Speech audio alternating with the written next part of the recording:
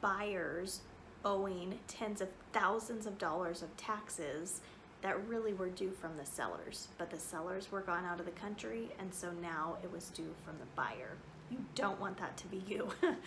I have never had a problem with my own personal clients come up against FIRPTA. And what is FIRPTA? FIRPTA is the Foreign Investment in Real Property Tax Act of 1980. That's a really long word, that's why we call it FIRPTA.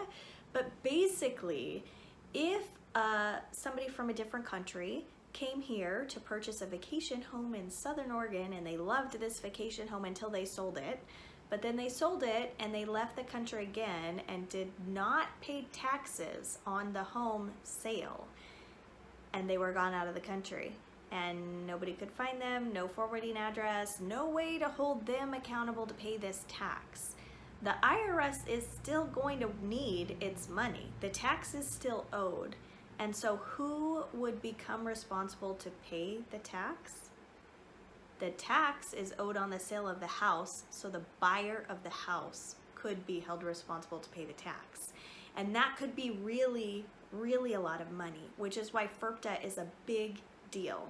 It really is important to be aware when you're purchasing a house if the seller of the house is a US citizen or a resident alien individual. As long as they are, they're going to pay their own taxes on the sale. If they are not, you need to be careful. And your escrow agent can help talk you through this process. If there are any questions at all, make sure you talk it through and understand what's happening, because you definitely don't want to purchase a house now and then have a big tax owed in the future that you feel like wasn't even your tax, that was the seller's tax to pay. You don't want it to come due from you because you didn't know about this law or weren't careful to protect yourself. I don't want to talk about it forever. You don't want to listen about it forever, I know.